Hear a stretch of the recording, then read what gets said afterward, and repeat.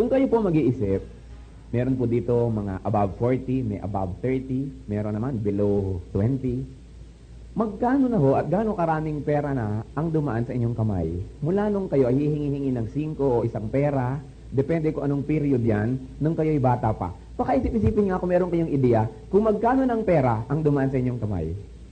Siguro napakarami na. Ang dami na. You know, money is a very important matter.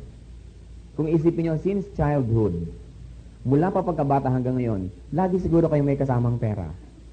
Hindi kayo umaalis ng bahay nang walang pera, hindi kayo lumalakad nang walang pera, hindi kayo kontento kahit nasa loob ng bahay nang walang pera. And so, kung isipin natin, ang napakatagal na natin palang kasama at kapartner sa buhay, bukod sa mga tao, ay pera. Pera lagi. Marami mga tao, bihira lang nagkaka-Bible, kamakailan lang nagka-Bible, pero since time immemorial, may pera. Maski magkano, maski konti, maski marami. Dahil dyan, dapat nating i-recognize that money is a very important thing. But money is amoral. Ang money daw po ay walang immorality. Ang pera hindi nagiging masama o mabuti. Wala siyang morality. But money, because of its importance in our lives, lagi nating kasakasama, can cause righteousness or unrighteousness in our lives. Ang pera, hindi siya nagiging masama o mabuti, pero pwede niya tayong gawing masama o mabuti. So, napakahalaga pala ng ating attitude about money. Money is an inevitable part, hindi maaring iwasan na bahagi ng buhay. Kaya napakahalaga na kung ano ang ating attitude o ang ating pagtingin sa pera ay ating mapag-aralan. Sa ating pong pag-aaral ngayong umaga ay meron tayong 3 bagay na titingnan tungkol sa pera. The possession of money, the way to regard money, and the way to give money. Manalangin tayo. Panginoon naming Diyos, salamat po na Ikaw ay isang Diyos na buhay, interesado sa aming pang-araw-araw na pamumuhay. At tinuturuan mo kami, Panginoon, sa bawat hakbang na aming ginagalaw sa buhay na ito. Mangusap ka po sa amin sa isang mabisa at simpleng paraan.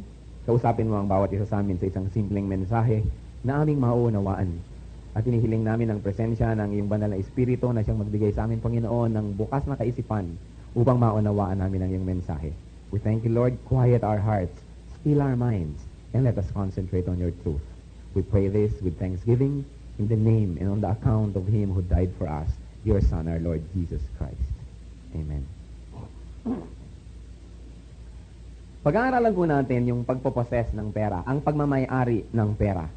Una sa lahat, dapat po nating maalala na ang lahat ng salapi ay pag-aari ng Diyos.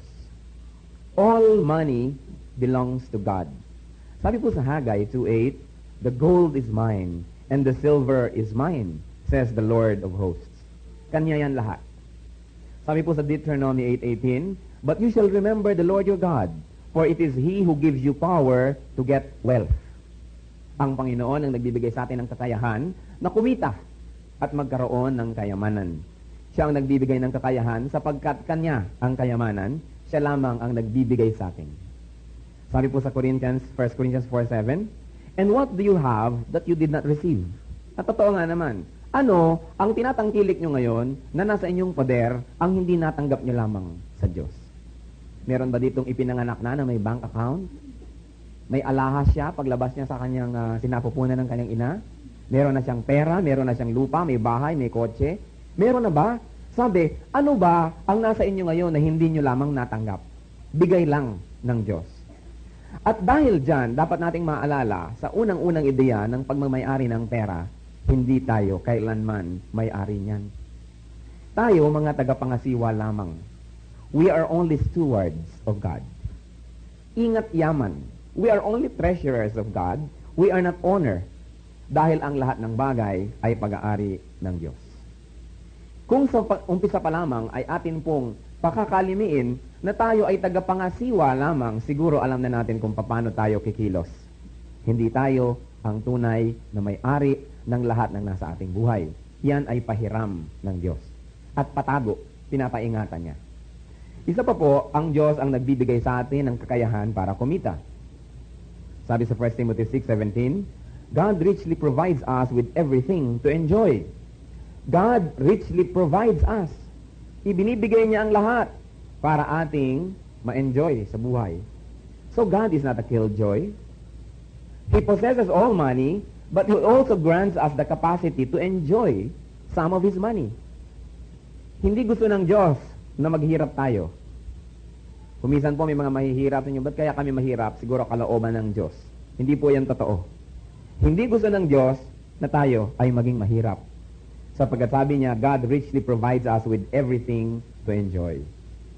At isa pa pong dapat nating maalala tungkol sa pera, God does not condemn money. Hindi po masama sa pagtingin ng Diyos ang pera. Nowhere in Scripture are we told that God condemns money. Walang katuroan ng Biblia na ang pera ay sinasabi ng Diyos na masama. At isa po nating dapat nalalahanin din tungkol sa possession of money, God provides principles in gaining wealth or money. Ang lahat ng pera, ang lahat ng kayamanan ay sa Diyos. At nagbigay po siya ng mga pamantayan kung paano tayo makakaparte. At kung paano tayo magkakaroon ng pera. Unang-una, sa pagtatrabaho. Ang pagtatrabaho po ay isa sa mga pamamaraan na ibinigay ng Diyos para tayo magkapera. Sabi sa Proverbs 14:23, in all labor there is profit, but mere talk leads only to poverty. Kalugod-lugod po sa Panginoon ang pagsusumikap at pagtatrabaho ng kanyang mga anak. Sabi sa 2 Thessalonians 3:10-11, if any man would not work, he must not eat. For we hear that there are some who walk among you disorderly, working not at all, but are busybodies. Sabi ni Paul, ang hindi magtrabaho, huwag kumain. Nabalitaan ko na meron sa inyo dyan, na wala nang ginawa kung hindi naman magsalita lang, makialam, magpunta sa bahay-bahay, magchismis, mambola, pero hindi kayo nagtatrabaho. Inuuton nyo yung mga may pera para kayo mabigyan. Sabi ng Panginoon, through Paul, kung hindi ka nagtatrabaho, huwag kang kumain.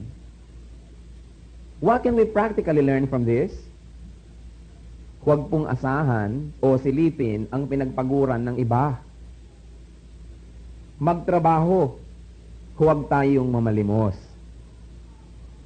Meron pong common mistake ang ilang mga born-again Christians na palibhasat sila ay nasa family na ng Diyos. Akala nila, lahat ng pangangailangan nila, obligasyon ng kapatiran na ibigay. Dahil kapatid if you love me, kailangan buksan mo ang refrigerator mo sa akin. Totoo po yun. Tayo nagtutulungan. Pero hindi po gagawin nating obligasyon ng kapwa, tapos tayo walang ginagawa. Ngayon, hindi po ito ibig sabihin yung mga babae na nasa tahanan na walang trabaho, huwag kumain. Dahil meron po silang gawain, sila ay housewives. Aba, kung susweldohan ng mga mister at mga misis nila, baka kulang pa ang sweldo nila. Kung susweldohan sa pag-aalaga ng mga anak, may libre kang katulong, meron kang libreng yaya, meron kang libreng janitor, meron kang libreng cook, meron ka pang inspirasyon. Aba, kung susweldohan ng mga misis, kulang. Kaya hindi po yan ang ibig sabihin niya, na wala kang trabaho, huwag kang kumain, nagtatrabaho sila, hindi lang sila employed sa labas. Ang ibig po natin sabihin, yung mga taong walang ginawa kundi tumiwangwang at tumunganga at pagkatapos umaasa na sila, pakanin ng kapwa. Alam niyo po, mali na tayo mga Kristiyano, akala natin, obligasyon ng iba na tayo pakanin. Kung talagang baldado na tayo at wala tayong magagawa, the church is here. Bakit pa tayo nandito kung hindi tayo magtutulungan? Pero hindi po natin tinotolerate ang mga katamaran. Yung mga tao na mga miyembro ni Indaing. Puro daing. Pag nakita mo puro daing, lalo na pag alam nilang bagong dating ang inyong dollars, heto na at daing. Hindi po tama yan sa Christian life. Ang iyong sinisilip pirmi ay yung pinagpaguran ng kapwa mo. Alam niyo po ang sabi sa Proverbs 6:6-8? Sabi niya, go to the ant, you sluggard, consider her ways and be wise. Without having any chief, officer, or ruler, she prepares her food in summer and gathers her sustenance in harvest. So, ikaw taong tamad, tingnan mo yung langgam, sabi sa Bible. Walang hepe yan, wala yang amo, wala yang boss, pero kita mo, trabaho ng trabaho, ipon ng ipon. Pagka may mga nakukuhang matidilihensya yung mga langgam, ang bilis, nandiyan na agad. Kukunin na nila agad dyan. At pag nakita nyo yung buhat ng mga langgam, siguro 3-4 times their size. Ang pasan-pasan nila, inaakyat ng mga kisame kung saan-saan dinadala. Para nga naman sa oras ng tagutom, marami silang food. Yung langgam, sabi niya ganun, langgam lang yan, marunong magtrabaho, ikaw pa tao. God knows that you need money. And He provides money through work. Sana umuulan ng pera. Hindi naman. atin. Pagtitipid, to save. Sabi po sa Proverbs 21:20, there is precious treasure and oil in the dwelling of the wise, but a foolish man swallows it all up. Yun daw pong taong matalino, nag-iimpok. Ang taong hangal, nilalamon niya daw lahat agad. Pag dumating sa kanya, ang biyaya, nilulunok niya lahat. He swallows it at once. Ang Living Bible, mas maganda po ang rendition. Sabi, the wise man saves for the future, but the foolish man spends whatever he gets. Meron po mga tao, ang kanilang pilosopiya sa buhay, tiis na ba sa wala ay tiis pa sa meron? Nagtiis na kami nung wala, ngayong meron, tiis pa rin ba? Kailangan medyo makabawi. Talagang pirming laman ng SMCT. Ubos-ubos biyaya, sabi nga, bukas nakatunganga. At alam niyo po, nakakalungkot. Nakakalungkot. Dahil alam niyo, marami akong personal alam. Mga kapatiran natin, ang tagal-tagal kumikita ng dollars. Patapos matawalan ng trabaho, 1-2 buwan lang, wala na ni ano. Paano? Galit na galit sa pera habang kumikita. Hindi pa nga dumadating ang dolyar, nakapangako na kung kani-kaninong mga Bombay na may mga hinuhulugan, mga payong, mga hikaw, kung ano-ano. Kaya tuloy, pag uwi ni lalaki o ni babae, kung sino man ang nagtrabaho, bigong-bigo, away ang kakalabasan. Hahanapan ng savings, walang maipakita. Ang maipapakita lang isang silyang butas. Ayan, ang napundar. Paano pagdating ng pera, galit na galit sa pera? Gasta dito, gasta doon, gasta dito. Ninang ng lahat ng kasal. So, anong nangyayari? Lahat ng birthday kay liit-liit na batang wala pang malay, talaga na may mga lobo pa. Hindi po masama mag-celebrate. Pero ang sabi sa Bible, save. Save. Mag-a-allocate kayo, ito, pang-granansya naming pamilya, pang-enjoy. Pero dapat may pang-save. Sabi sa Bible, there is precious treasure and oil in the dwelling of the wise, but a foolish man swallows it all up. Gusto ng Panginoon, meron tayong savings. Gusto niya, may savings tayo. Siguro, chinecheck ng Panginoon lagi. Patingin nga ng libreta, huwag niyo pong ilalagay sa kahulang ng tokador. Pagdating ng inyong tiya na iyakan kayong konti, labas ang pera. Napakadaling lumabas pag ang pera nasa bahay. Napakadali. Kailangan merong tayong savings. Ang problema sa iba, ang kanilang laging sinisilip, yung savings ng iba. Naku, malaki lang naiipon yan. Kinukwenta-kwenta niya, ganito lang siguro ang gastos nila, buwan-buwan, ganitong kita, naku, marami na tong savings.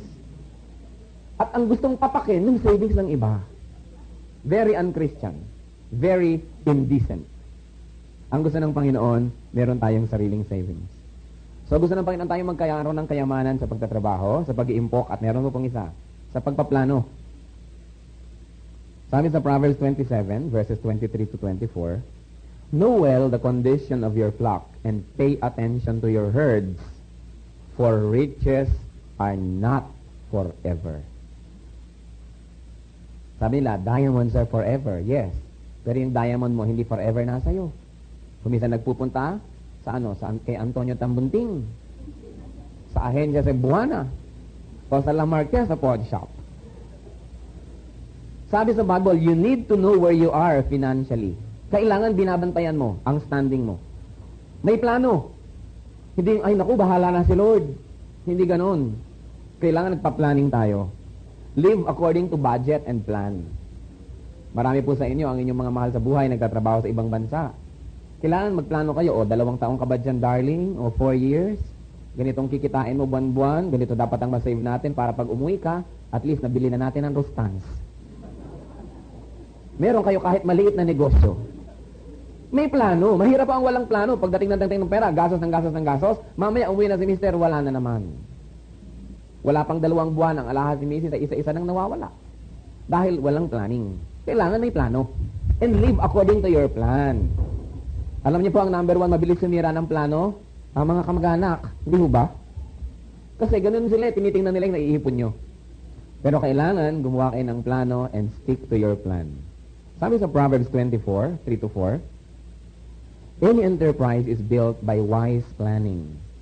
It becomes strong through common sense and profits wonderfully by keeping abreast of the facts. Kailangan naglilibro kayo. May accounting. Alam natin kung saan nagpupunta ang ating mga salapi. Kailangan magplano. Hindi pwedeng bahala na ang Diyos. Ang problema po sa atin, ang hilig-hilig nating pumasok sa gusot at inaasahan natin ang Diyos ang magbibigay ng lusot. Lagi nating ipinapasubo ang Diyos na sagipin tayo sa mga gusot na tayo naman ang may kagagawan. Hindi po niya yun gagawin. Sabi niya, gusto niyong lumuwag-luwag, magtrabaho, mag-impok, magplano. Huwag yung para kayong mga lasing dyan, na galit sa pera, gastos dito, gastos doon. Pagkatapos, pag wala na kayo, dadasal-dasal kayo, ngangawa-ngawa kayo sa Diyos. Dahil in the first place, hindi nagpa-plan. May isa pa pong bagay na dapat nating alalahanin tungkol sa salapi. Ayaw po ng Diyos ang taong palautang. Ang Kristiyano hindi palautang. Sabi sa Romans 13:8, owe no man anything but to love one another. Huwag kayong mangungutang sa tao except love. Okay lang, tumanggap kayo ng utang na love. Yung binibigyan kayo ng love, utang yun. Bayad kayo ng bayad, love din. Hindi po ibig sabihin yan na 100% huwag mangutang. Pero ibig sabihin, huwag niyong ugaliin kayo utangera. May mga taong ganyan at napakarami po nating kapatid na kulang na lamang lumuha dito ng balde-balde sapagkat meron sila halimbawang asawa o anak o kaya inana. Ang hilig mangutang at ang ipinagmamalaki, aba, nasa Saudi ang anak ko, asawa ko, kayang-kaya kang bayaran yan. At pati po tayong mga Christians, hindi po gusto ng Panginoon na utang tayo ng utang. Dahil po, sabi sa Proverbs 22:7, the borrower is servant to the lender. Ang nangungutang, nagiging alila ng inuutangan. Natural. Kahit napapangitan ka doon sa inuutangan mo, ang ganda naman ng hairstyle mo ngayon. Kahit ang mga anak ay maldito, ang babait ng anak mo, ang cute. Kasi nangungutang ka eh. Kaya ang taong palautang, parang pardon the language, parang aso. Bubuntot-buntot, bobola-bola, didila-dila. Paano? Nangungutang. Walang dignidad. Kumisan tuloy, disagree ka na sa kanya, agree ka pa rin. Paano nga may utang ka? Nawawalan tayo ng stand sa buhay. Sabi sa 1 Corinthians 7:23, you were bought with a price. Be not servants of men. Hindi ibig sabihin, huwag na tayo magpakatulong o mamasukan. Pag namamasukan tayo, nagtatrabaho, iba yun. Ang ibig sabihin, huwag tayong maging alipin ng iba dahil may utang tayo sa kanila. Dapat tayo sa Diyos lang naglilingkod. Kung may utang ka sa isang tao, gumagawa siya ng mali, kaya mo bang i-rebuke? O kahit hindi ka utang, lagi ka kasing inililibre. Lagi kang dinadala kung saan-saan, libre ka ng libre, nawawalan ka ng boses magsalita. Napakahirap. Pagka tayo financially dependent on people, they can throw anything at our face and we have no choice but to smile. Kaya kahit tayo mahirap, kahit wala tayong suot na bagong damit, kahit hindi ka nakakakain sa Jollibee, kung ililibre ka lang lagi at ikaw naman parang bubuntot-buntot, huwag na lang. Magkaroon tayo ng dignity. Hindi pride. Hindi pride. Paggalang sa sarili. Marami sa atin, mag-enjoy lang sa buhay, ipagbibili na natin ang ating karangalan. Ayaw yan ng Panginoon. God doesn't want us to be borrowers as a habit. Hindi naman yung mga kumisan, kailangan, iba yon. At ayaw din ng Diyos, isa pa, na tayo ay nagpapautang. Ayaw ng Diyos na tayo maging lending institutions. Sabi ko naman, anong gagawin natin pag may kapatid na ito at may kailangan? Una, pagka nanghihiram, batikusin ninyo kung talagang yung pagdadala niya ng pera ay kailangan. Right nyo yun. Hindi yung para kang, bigay dito, bigay doon, bigay dyan. Para kang humihingi ng eleksyon sa mga tao. Hindi ganon. Ano ba talaga ang pangangailangan mo, kapatid? Bakit ba? Ganyan. If you determine that it is not necessary, don't lend. Ngayon, na-determine mo rin na necessary, still, don't lend. Bakit? Anong dapat? Kung kaya mo, ibigay mo. Huwag mo ipautang. But don't get me wrong. Hindi naman yung ang buong plano ng pamilya nyo, a savings nyo, ibibigay nyo. Ibig sabihin kung kaya. Don't steal from Peter to give to John. Kaya mo. Halaga na alam mo naman na hindi naman madidisarrange ang iyong buhay, hindi mapapariwara ang iyong mga anak, ang mga plano mo sa buhay, huwag ipautang, ibigay. Ganyan ang Christians. Hindi tayo nagpapautang kasi nagbibigay tayo eh. Naku, nagdilima ng mukha ng kongregasyon. Paano yan? Napakahapdi. Sabi nila. 1 John 3:17 and 18. Pakinggan nyo to. Sabi sa Bible. But if anyone has the world's goods and sees his brother in need, yet closes his heart against him, how does God's love abide in him? Little children, and in truth. Pinag-uusapan natin ng giving. That's the Christian concept of giving. Nangungutang. Hindi mo naman kailangan yan, hindi kita pautangin. Hindi ako believe sa reason mo. Kailangan mo pala. At meron naman ako ikakaya, hindi kita papautangin. Heto kapatid, sa'yo na. Yun ang Christianity. Yung iba yata, nagpapautang, may prenda pang hikaw. Sa mga Christians, kakilakilabot yan. Yung iba naman kasi kung walang prenda, tatakbuhan ka na. Kaya napakahirap. Kung ang lahat susunod sa prinsipyo, both sides, life will be orderly. Pero hindi naman yung eto na ngayon yung savings niya ng 10 taon kailangan mo magpaparinig ka at para ibigay sa'yo. Hindi ganun. Dahil kung kaya, dapat ibigay. Kung may nagpapautang pa ba naman ng 100 pesos, 50 pesos, siguro kaya na natin ibigay sa kapatid na tunay na may pangangailangan. Ang tanong, at ewan ko kung tanong nyo to sa inyong sarili, bakit lagi akong broke? Bakit lagi na lang ako walang pera? Bakit lagi na lang akong kapos? Ito ba'y naitatanong nyo sa inyong buhay? Kung ito'y nasasabi ninyo na bakit lagi akong kulang at kapos, test yourself sa mga susunod nating pag-aaralan. When you always don't have enough, ask yourself these questions. Una, do I really need more? Talaga bang kailangan ko pa? O baka naman akala ko lang, sapagkat wala na akong kasiyahan, akala ko kailangan ko. Hindi ko pala kailangan, gusto ko. Iba po ang kailangan sa gusto. Baka naman kaya akala mo, lagi kang kapos, akala mo nangangailangan ka pa, hindi na pala. Sabi nga sa Bible, but if we have food to eat and we have clothes on our back, we shall be content. Yung iba, walang kasiyahan. Kaya laging kapos. Hindi kapos. Ang ideya nila kasi iba, kaya mukhang kapos sila. Isang tanong yan. Meron pa pong isa. Is God testing my faith? Talagang kailangan ko, pero wala. Baka naman sinusubok ako ng Panginoon sa panahon na ito. Isang tanong yon. Meron pa po. Baka naman, na-dispal ko na, ang kutakot-takot ay pinagkatiwala ng Diyos sa akin noon. Kaya ngayon, ako'y grounded at dinidisiplina. Baka ako'y naging walang kwentang ingat yaman, kaya heto ngayon ang nangyari, nagbabayad ako. Hindi pala to trial, palo, sapagkat naging hindi maingat.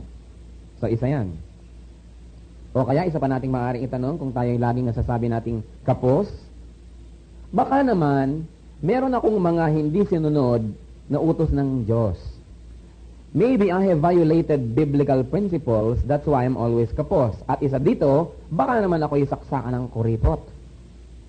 Alam niyo sabi sa Proverbs 11:24, there is one who scatters, yet increases all the more.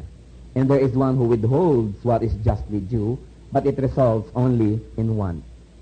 Meron daw pong habang nagsasabog ay lalong nakakaipon. At meron namang habang pagkasikip-sikip at ipon ng ipon ay lalong nawawalan. Dahil ayaw po ng Diyos na tayo nagbibingi-bingihan sa pangangailangan ng iba. Baka naman tayo napakakunat. Makunat pa sa Belecoy na nanggaling sa Chinatown. Kaya tuloy, laging kapos kasi ayaw ng Diyos na makunat. Ayaw din ng Diyos ng bulagsak. Don't get me wrong, na hagis kayo ng hagis. Pero yung alam mong pangangailangan ng tao, tamang bigyan, nagbibigay tayo. Sabi sa Bible, merong nagkakalat na lalo pang nag-iipon. You keep only what you give away. In the correct way. So, isa pong paraan. Kakuriputan, baka yan. Meron naman, baka yung hastiness. Yung sobrang impulse buyer. Sabi po sa Proverbs 21:5, but everyone who is hasty comes surely to poverty. Hindi na nag-iisip. Nakita lang, ay bibiling ko to. Naisipan, ay bibiling ko yan. Bili ng bili ng bili. Pag daw po ganun, you will end up poor. Baka tayo naging ganyan. Kaya tayo kapos ngayon. Meron pa, matigas ang ulo. Walang disiplina sa spiritual life. Sabi sa Proverbs 13:18, poverty and shame will come to him who neglects discipline. Tandaan nyo, ang karukhaan at kahihiyan ay darating sa kanya na hindi nagdidisiplina. At isa pa po, baka naman kaya tayo wala at kapos, tayo'y tamad. Sabi sa Proverbs 20:13, do not love sleep, or you will become poor. Open your eyes and you will be satisfied with food. Yung laging tulog, laging tatamad-tamad. Alam niyo po sa ating bayan, imposible tayong magutom kung tayo masipag. Imposible. Eh, maglaba-laba ka lang kung kani-kanino, mag-manicure, magtinda ka lang maski mga yata tuka ng manok ngayon na ititinda na sa mga lansangan. So, hindi tayo pwedeng mazero ng pagkakakitaan kung tayo masipag. Alam niyo maraming nagugutom kasi tamad at proud. Ayaw makita ng kapwa na siya nagpapasada ng tricycle. Ayaw makita ng kapwa na siya nagtitinda ng mais doon sa kanto. So, umaasa na lang pautang-utang sa kapwa. Nagiging pabigat, mas kahihiya. Ang katamaran ay isang napakalaking kasalanan. Meron naman pakakapos dahil sobrang nagpasasa. Sabi sa Proverbs 23:21, "For the heavy drinker and the glutton will come to poverty." Ang sobra daw pong masisiba, at sobrang mapalainom, at sobrang mag-enjoy sa buhay, magiging mahirap. Meron pa po na isang dahilan kung bakit may mga taong kapos, mapag-isip ng masama. Sabi sa Proverbs 28:19, "He who tills his land will have plenty of food, but he who follows empty pursuits will have plenty of poverty." Yung kung ano-anong intriga ang ginagawa sa kapwa, paano ko kaya pababagsakin yung tindahan sa kabilang kanto para itong tindahan ko ang matira, yung nag-iisip ng kung ano-anong foul play, mga gimmick, yan daw po end up poor. Huwag tayong maging destructive sa kapwa. So, kung may nagtatanong sa atin, bakit ako laging kapos? Kahit gaano karaking kitain ko, kulang at kulang. Alalahanin natin yung mga principles na pinag-aralan natin. Alalahanin natin. Baka naman, hindi mo tunay na kailangan, nakala mo lang. Baka naman tinetest ka ng Panginoon ngayon. Or you have misused already what God gave you. Or you are violating biblical principles. O kaya mahilig ka na mag-isip ng ikakasama ng kapwa. Now, how do we regard money? Ano ang ating magiging ngayong reaksyon at pagtrato sa pera? Una, pinag-iingat tayo ng Bible sa pagmamahal sa pera. The desire is never satisfied. Sabi po sa Ecclesiastes 5:10-11, "He who loves money will not be satisfied with money. When good things increase, those who consume them will also increase. So what is the advantage to their owners except to look on?" Sabi, pag mahal mong pera, hindi ka kahit kailan sasaya. Kasi habang dumadami ang pera, dumadami lang ang gagastusin mo. At wala kang napala actually kundi panoorin ang pera na dumating at dumaan, pero wala ka pa rin. Kung talagang mukhang pera ka, at lahat ng perang dumadaan sa buhay mo ay gastos ka ng gastos, kahit gano'ng kalaki ang ibigay sa iyo, kulang. Nung una, kumikita ka lang ng 20 pesos isang araw, kulang. Ngayon, kumikita ka na halimbawa ng 5,000 a month, kulang. May kumikita dyan ng 100,000 a month, kulang. Nakakahiya na yan sa Diyos. Hindi na kulang yan, sobra ka na.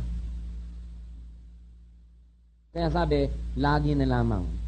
Habang dumadami ang pera, dumadami ng pinagkakagastusan. Kaya wala pa rin. Binibigyan tayo ng pagkakataon ng Diyos na makapag-ipon. At saka the desire for money, tatandaan natin, leads to more evil. 1 Timothy 6:10, "For the love of money is the root of all evils." Ang pag-ibig sa salapi ang ugat ng lahat ng kasamaan. Bakit? Kasi kung ano-ano nang ginagawa natin para lang magkapera. The desire lacks contentment. Ang isang tao na ang pera ang kanyang iibigin kahit kailan hindi siya masisiyahan.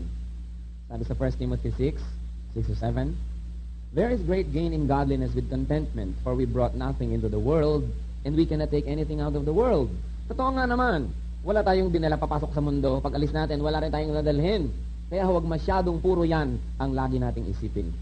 1 Timothy 6:9, "But those who desire to be rich fall into a temptation, into a trap, into many senseless and hurtful desires that plunge men into ruin and destruction." Napakaganda. Ang nagnanasa daw po ng masidhi na yumaman ay nahuhulog lang sa isang patibong. Sa isang walang kabalbalan at walang kabagay-bagay na mga nakakasakit sa kanyang mga sarili niyang pagnanasa na nagbubulid sa mga tao sa kapahamakan.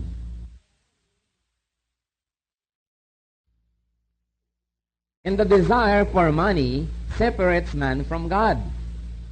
Pag tayo, puro pera ang laman ng isip, nahihiwalay tayo sa Diyos. Totoo yun. Kasi sabi sa Matthew 6:24, the Lord said, you cannot serve God and money. What are the consequences of loving money? Ano po talaga?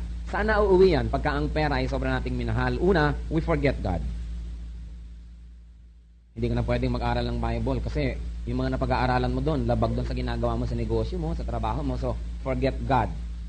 Foul play na lang muna. Hindi ka malang makita sa mga Bible study, puro pera kasi inaatupag mo. Pwede ka magturo sa Sunday school, hindi ka makapagturo kasi wala kang time mag-prepare kasi puro pera na naman ang inaatupag. Totoo ho yan. The consequences of loving money, first, we forget God. Second, pag sobrang sa pera tayo umaasa at nagmamahal, we stop relying on God. Tumitigil na tayo na sa Diyos umasa. Sabi sa Job 31:24-25, if I have put my trust in money, if my happiness depends on wealth, it would mean that I denied the God of heaven. Sabi ni Job. Kung iaasa ko sa pera ang aking kaligayahan at ang pagtitiwala ko para sa aking kabutihan ay nasa pera na, ang dami ko ng pera, secure na ako. Sabing ganon, ibig sabihin, hindi na ako nagtitiwala sa Diyos. Ang pinagtitiwalaan ko na lang, yung pera kong inipon. Sasabihin ko, ay, secure na ako. Bakit? Kasi ang dami ko ng pera. Our security now lies on money, not on God. Sabi sa Proverbs 11:28, trust in your money and down you go. Trust in God and flourish as a tree. Another consequence of loving money, we become proud. Sabi sa Proverbs 28:11, rich men are conceited. Hindi po lagi, may exemption. Pero gipitin mo yan, pag talagang nagipit na rin at nagalit, lalabas na rin ang pride. Sapagkat ang may pera, nagiging proud. Siguro tayo, binibigyan ng Diyos ng konting pera lang. Dahil alam niya, pag marami tayong pera, proud siguro talaga. Mga talagang hindi na siguro tayo pwedeng punahin ng kapwa at akala mo kaya mong bilhin ang lahat ng tao. Another consequence of loving money, if you love money, you rob God. Ninanakawan ng Diyos pag masyadong mapagmahal sa pera. Sabi sa Malakay 3:8, will man rob God? Yet, you are robbing me. Sabi ng Diyos, ninanakawan niyo ako lahat kayo sa inyong mga tithes and offerings. Bakit niyo ako nakukuhang nakawan? Isa lang ang dahilan. Kasi mas mahal niyo ang pera kaysa sa akin. Pera sa akin galing, ibinigay ko sa inyo, dinadaya niyo ngayon ako. Kaya sabi, will man rob God? And yet, sabi ng Diyos, you are robbing me, the whole nation of you. Ninanakawan natin ang Diyos. At hindi lang ang Diyos, loving money also leads to robbing others. Ninanakawan ng kapwa. Either directly pag nanakaw, o kaya yung dapat mo ibigay sa kanya, charity, hindi mo ibinigay para mo rin siyang ninakawan nun. O kaya empleyado mo, ang liit ng sweldo, tinitikis mong lahat, at ikaw nagpapasasa. Ninanakawan mo sila. Dahil lahat dapat na nagtatrabaho, nag-e-enjoy, yan ang pinagtatrabahuhan. Ano't ikaw na lang nag-enjoy, sila hindi na. When we love money, we rob other men. So the whole issue about money, brothers and sisters, is that of attitude. Ang ating attitude. Ano ang wrong attitude? To love money. Anong right attitude? Yung magsasabihin natin, lahat ng kayamanan ay sa Diyos. Ako'y tagapag-ingat lamang, dapat dumagay ako sa tama kong kalagyan. Huwag kong gamitin lahat sa aking sarili itong ibinigay sa akin dahil ito ay pinapatago lang. Dapat ibalik sa Panginoon at itulong sa mga nangangailangan. Sapagkat ito hindi akin, dapat I will glorify God with this money. Now, how do we give money? We give money as stewards of God. Walang panghihinayang, walang pangungupit dahil hindi atin. Sabi sa 1 Corinthians 4:2, it is required in stewards that a man be found faithful. Kailangan matapat. Tinanong ko kayo kanina, pati sarili ko, gaano karami ng pera ang dumaan sa ating kamay mula nung araw na tayo binigyan ng 5 o isang pera? Nasaan na lahat yan? Where did your money go? How did it go? Nasaan na? Pwede ba nating tayong humarap ngayon sa Diyos? Lord, lahat ng nabigay mo sa akin mula noon na ako'y natutong magmahal sa pera. Heto, I am very glad to tell you na eto ang pinuntahan. O tayo kaya ay mahihiya. Alam niyo, one of these days, we're going to account. Hahanapin ng Diyos, anong ginawa mo sa lahat ng binigay ko sa'yo? Nasaan na?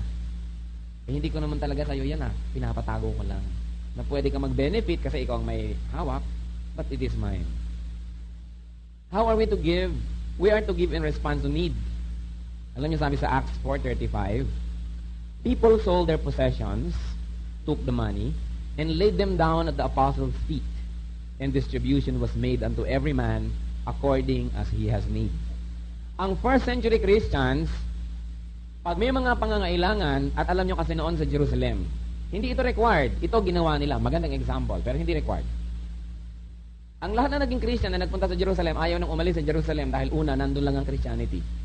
So ang nangyari sa Jerusalem, naging overpopulated. Ang lahat ng mga Christians na taga roon, may mga nakatira na sa kanila, may mga pakain na sila, at na-strain ang resources ng church. Alam niyo yung ginagawa ng iba, pagka sobra na ang pangangailangan ng iba, heto, ibebenta nila ang kanilang lupa, ibibigay nila sa apostles.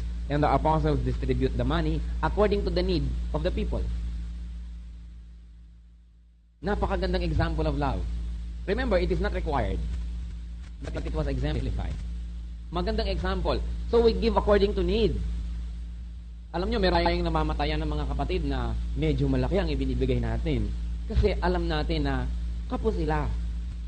Meron naman na nagbibigay tayo, token love gift, kasi alam natin na meron naman silang ikakaya ng konti. So ang ating pagbibigay, according to need, hindi yung policy, pag namatayan, 50 pesos. Pagka ganito, hindi. Hindi tayo makakainin. We give according to need of the people. And also, we give according to our resources. Hindi mo sasabihin, basta buwan-buwan, magbibigay ako 100. Sabi, as the Lord prospers us, that's how we give. And so, giving should be in response to the need. Sometimes, may need ang ating church, we give more. Alam nyo, dumating sa time na sobrang marami tayong pondo, wala tayong offering, hindi tayo magkokolekta ngayon. Dumating sa nung point. Merong need. Kung walang need, walang tayong giving. It must be according to needs. And also, we should give in response to God's command. We should be systematic, merong purpose. Sabi sa 2 Corinthians 9:7, each man must do as he has made up his mind, not reluctantly or under compulsion, for God loves a cheerful giver. Huwag na lang daw yung kung pandabog-dabog ka lang at ayaw mo rin. Paano tayo magbibigay? Sabi sa 1 Corinthians 16:2, ang isang magandang example, upon the first day of the week, let every one of you lay him in store as God has prospered him. Ang first day of the week, Sunday. The seventh day is the Sabbath, which is Saturday. Upon the first day of the week, let every one of you lay by him in store as God has prospered. Kung gaano ka binigyan ng Diyos, ganun tayo magbibigay. Hindi flat rate. Kung gaano tayo binless ni Lord. Because, sabing ganon, as God has prospered. Pero dapat iniisip, ipinagpe-pray, Lord, ano ba ang katanggap-tanggap sa'yo na offering ko sa'yo this week? Hindi yung kung kailan ano na lang maisipan ko, ano na lang maabot. Kasi hindi pinag-iisipan, hindi pinagpe-pray. Dapat prayerful. Na Lord, okay ba to sa'yo? Is this acceptable as you have blessed me? As you have prospered me? Tama ba to? Alam niyo naman ng Panginoon, hindi naman yan te-take ng sobra. Dahil hindi naman ng Lord magsamantala. The Lord owes nobody anything. Anything we give to Him, He gives back in return. Sabi niya, 100-fold. So, hindi tayo pwedeng malugi sa Diyos. Another aspect is giving should be sacrificial. Alam niyo, maraming lumalapit sa akin. Kuya Ed, magkano bang ibibigay ko talaga? Ano kaya? Sa gross o net? Ay, hindi maintindihan kung sa gross o sa net. After tax ba o before tax? Pagka ba natanggal na lahat ng deduction at saka yun na lang. You know, ang tanong, we should not be legalistic. The tithe, the 10%, is under the law and we are not under the law. But of course, that's another topic. We'll talk about the tithe another week. But the point is, hindi tayo dapat legalista. Alam niyo si Zacchaeus. Kilala niyo si Zacchaeus? Sino nga nakakakilala kay Zacchaeus? Alam natin si Zacchaeus. Nung na-convert, he gave at least 50% for a starter. Hindi din, ha? Zacchaeus, sabi niya, half of my wealth I will give. At lahat ng dinaya ko, ibabalik ko with interest. Sabi ng Panginoon, tunay nga, save ka na. Hindi dahil nag-donate. Kundi dahil alam natin ang pera, pinakahuling mahihiwalayan ng tao, nakakahiwalay nga sa asawa, pero sa pera, hindi. Di ba? So, ang tao, pag humiwalay na sa pera, sabi niya, talaga nga, mahal mo na ang Diyos. Sabi ni Lord, indeed, salvation has come upon this house. May marami sa atin, gusto natin, ang kasalanan natin noon pa tubos, pero ang income natin, ngayon na lang ako mag-start. Di ba? Gusto po natin medyo lamangan ng konti ang Diyos. Kaya kung pwede pa ng after tax. So, ano nangyayari? Hindi tayo dapat legalista. Ang dapat lang nating isipin sa policy, hindi natin sasabing, hoy, magbigay kayong 10%, hindi nyo madidinig yan dito. 10% was under the law. We are not under the law, but under grace. So, kung ano ang leading sa atin ng Spirit, kung ano ang dealing sa'yo ng Diyos, dapat yun ang pakinggan natin. Sabi sa 2 Samuel 24:24, ito ang magandang policy. Sabi ni David, neither will I offer burnt offerings unto the Lord my God, which costs me nothing. Alam niyo, sabi ni David, hindi ako mag-aalay sa Diyos ng isang bagay na wala namang halaga sa akin. So we give sacrificially. Yung mahapdi, yung masakit, doon pa lang tayo tunay na nagbibigay. Eh kung pinapaluwag-luwag mo lang yung bulsa mo, tinatanggal mo yung mabibigat na barya, guminhawa ka pa noon, hindi ka nagbigay. Kaya sabi ni David, ito ang policy ko. Hindi ako magbibigay sa Diyos ng isang bagay na walang katuturan sa akin. Kailangan mahalaga. At kung mahalaga, therefore, masakit, mahapdi na ibigay. Pero mahalaga, yun ang ibibigay ko sa Kanya. Sapagat nang ang Panginoon ang nagbigay sa atin, hindi siya nagbigay ng barya-barya, ibinigay niya ang Kanyang anak na namatay para sa atin. Ang binigay niya, the best. Kaya sabi ni David, nakakahiya sa Diyos. Hindi ko siya bibigyan ng isang bagay na hindi naman lamang ako naapektuhan na parang baliwala sa akin. Because that is not giving. At alam nyo, giving is one of the strongest keys to spiritual fruit. Sabi ng iba, bakit kaya ako walang bunga sa spiritual life ko? Ang dapat nating itanong, baka naman tayo hindi giver kay Lord eh. May kinalaman yan. Alam nyo sabi sa Luke 16:10-11, he who is faithful in a very little is faithful also in much. And he who is dishonest in a very little is dishonest also in much. If you then have not been faithful in the unrighteous money, who will entrust you with true riches? Ang ganda. Sabi niya, bakit kaya ako walang bunga? Bakit kaya ako walang ministry? Bakit kaya ako walang magandang service kay Lord? Kahit anong gawin ko. Sabi, kung yung pera lang na pag-aari ng Diyos, hindi mo iningatan, bakit ka bibigyan niya ng tunay na kayamanan? At ano ang tunay na kayamanan? Yung nasa langit. Yung sabi ng Panginoon, mag-ipon ka ng kayamanan sa langit. How do we gather up treasures in heaven? By service. By ministry to the Lord. Kaya yung iba hindi nabibigyan ng ministry, hindi nabibigyan ng service. Therefore, hindi nabibigyan ng opportunity to gather up for themselves the true treasure. Eh, paano yung treasure lang na small time, pera, pahiram lang ng Diyos, dinaya pa Diyos? Kung yan na pag-aari ng Diyos, hindi mo pinangalagaan, paano ka bibigyan ng Diyos ng para sa iyo na tunay mong wealth, which is wealth in eternity? Kaya yung iba, wala tayong wealth. If you cannot handle 100 pesos well, you can never handle 1 million. Sabi ng iba, yumaman lang ako, magdo-donate naman ako eh. Yumaman lang ako, tutulong ako. Ay, itaga nyo sa bato, hindi tutulong yan kahit yumaman. Sapagkat konti na nga rin pera niya, hindi pa siya masyadong na-overall, hindi siya nagbibigay, dumami pa. Sabi, if you are not faithful with little, you will never be faithful with much. Kaya ang Panginoon, sabi niya, ang liit ibinigay ko sa iyo, hindi ka naging faithful, tapos aasahan mo, bigyan kitang malaki. Huwag na to eh. You want malaki, hindi, sa maliit hindi ka mapagkatiwalaan, malaki pa ang gusto mo ngayon. Di ba? Sabi ng Panginoon, no way. If you cannot handle money, you cannot handle that which is truly valuable. And what is that?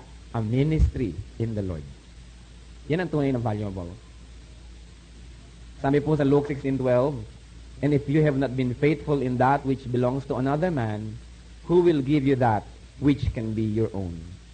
Or, if you haven't been faithful with God's money as a steward, do you think God will give you your own effective ministry? And so in closing, I'd like to leave a few questions. Can God trust you with your own ministry?